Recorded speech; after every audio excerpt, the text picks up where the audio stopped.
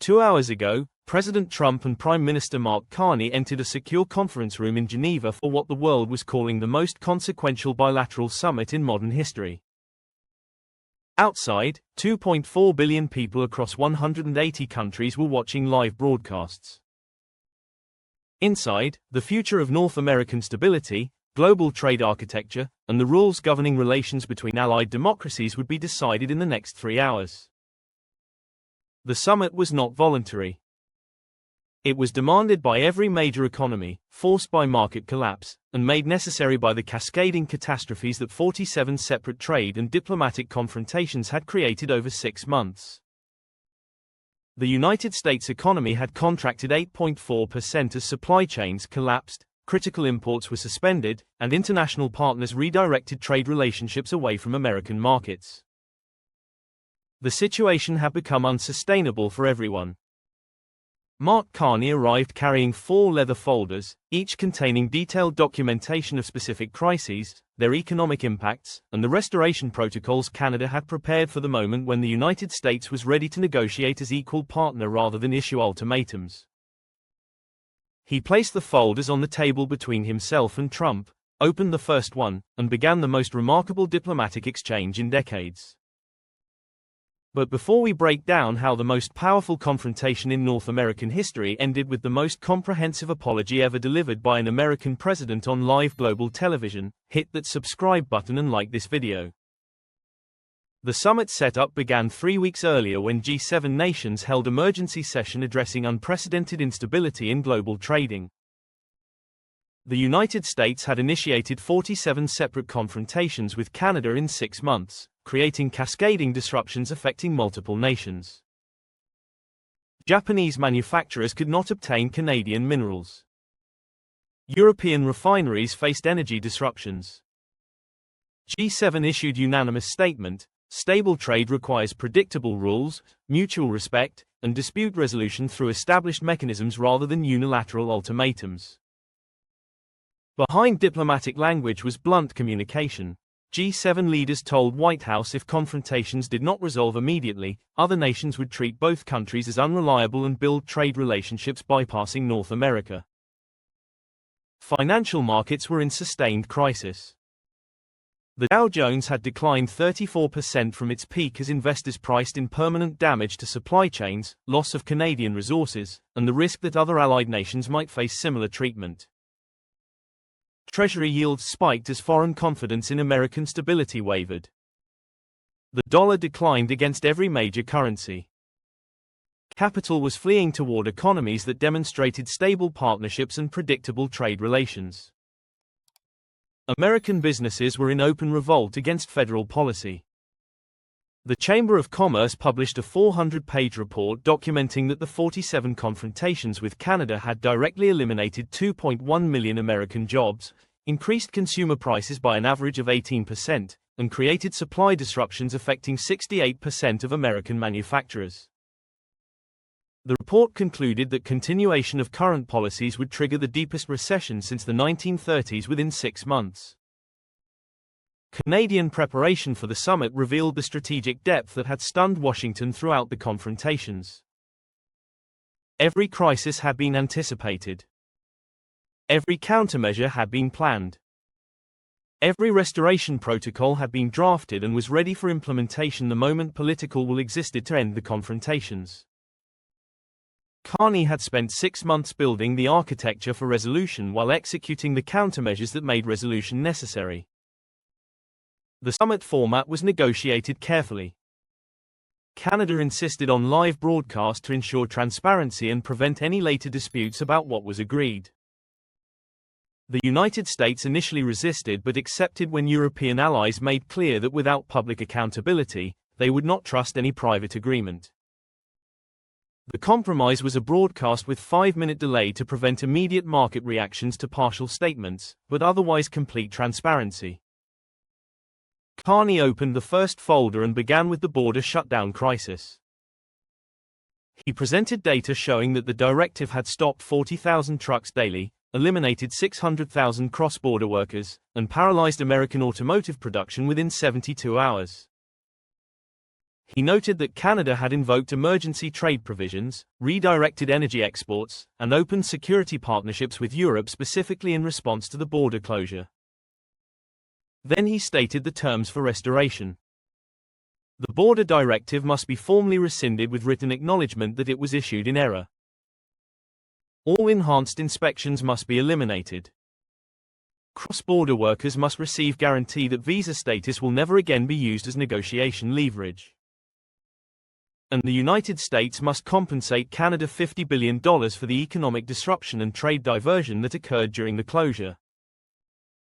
Only then would Canada restore normal border operations and resume full energy exports through southern pipelines.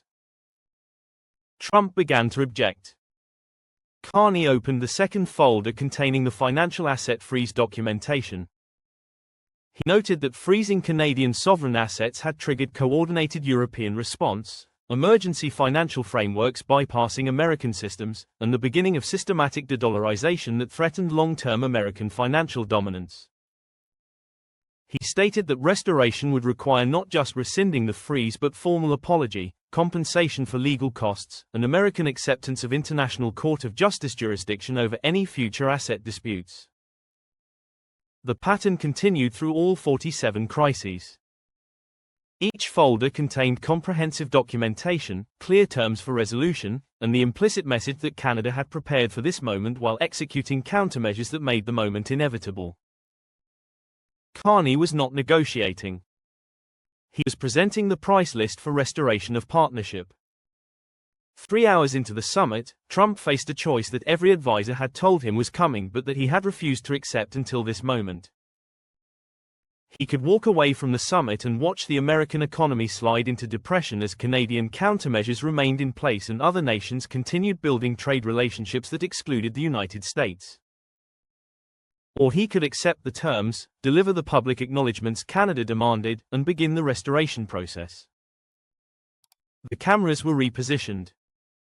Technicians confirmed the feed was reaching 2.4 billion viewers across every major network and streaming platform globally.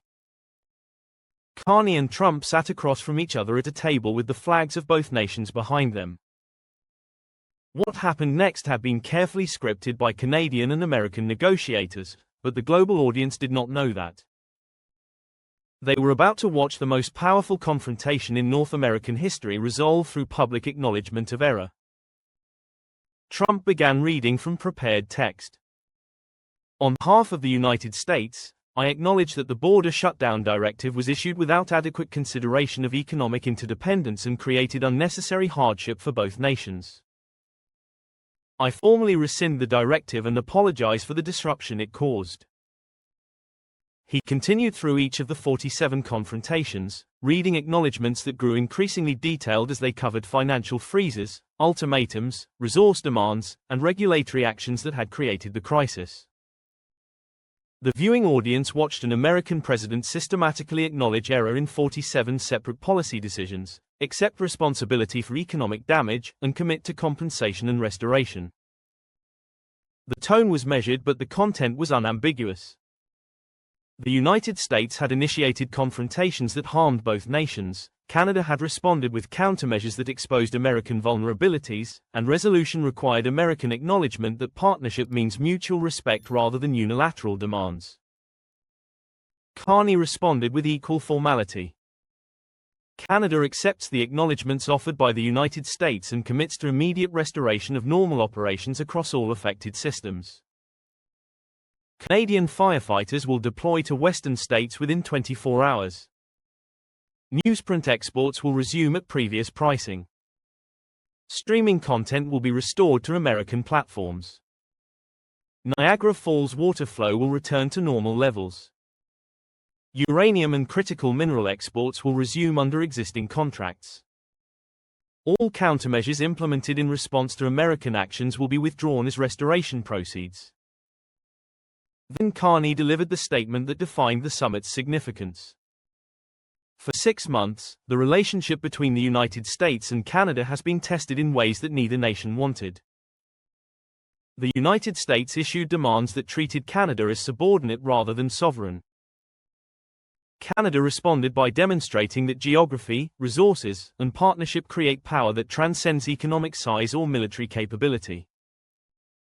We have both learned that North American prosperity requires mutual respect, that ultimatums destroy value for everyone, and that partnership means recognizing each nation's sovereignty and legitimate interests. Canada never stopped being America's friend. We just needed America to remember that friendship means treating partners as equals, not subordinates. The broadcast ended. Within minutes, restoration signals began flowing through systems that had been disrupted for months. Canadian firefighting coordinators contacted Western states with deployment schedules. Newsprint mills confirmed resumed shipments. Netflix engineers began restoring international content to American libraries. Niagara Falls control operators adjusted upstream gates to restore normal flow. Uranium export licenses were processed. The machinery of restored partnership began operating. Financial markets reacted with the largest single-day surge in history. The Dow Jones gained 2,840 points, an 18% increase, as investors priced in restored supply chains, resumed resource flows, and eliminated political risk. The S&P 500 rose 19%. Nasdaq gained 21% as technology companies celebrated restored access to Canadian resources essential for manufacturing. The Canadian dollar strengthened 8% as markets recognized that Canada had navigated the crisis while strengthening its position as stable, reliable partner. American businesses issued statements celebrating the restoration. Auto manufacturers announced resumed production schedules. Retailers confirmed supply chain restoration. Energy companies reactivated Canadian import contracts. The Chamber of Commerce declared the summit essential correction that prevents economic catastrophe and restores the partnership that makes North American prosperity possible. International reaction focused on precedent.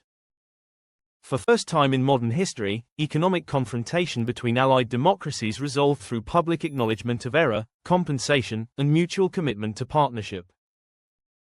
European Union noted crisis tested whether rules-based order could survive unilateral actions. Summit demonstrated even powerful nations face accountability when partners have resources and strategic vision to impose costs. Here is what makes this moment historically significant. Power in international relations comes not just from economic size or military capability but from control of resources that partners need, strategic preparation that allows sustained resistance, and willingness to impose costs even when doing so carries risks. Canada demonstrated all three throughout the confrontations. The summit marked the moment when the United States acknowledged those realities. The confrontations revealed that North American integration creates mutual dependencies that benefit both nations but also mean that neither nation can simply dictate terms to the other. American markets need Canadian resources. Canadian resources gain value through American markets. Partnership works when both nations respect those dependencies and negotiate as equals. Ultimatums fail because they ignore that modern economic power is distributed across multiple dimensions and that smaller nations controlling critical resources can impose unsustainable costs on larger partners. 2 hours ago, the summit ended with the most comprehensive bilateral restoration agreement in modern history. Markets surged 18%, celebrating the end of 6 months of economic warfare. Every countermeasure was withdrawn. Every crisis was resolved. And the world watched an American president acknowledge on live television that partnership requires mutual respect, that ultimatums destroy value, and that Canada had demonstrated throughout the crisis that sovereignty and strategic resources create power that transcends traditional measures of national strength.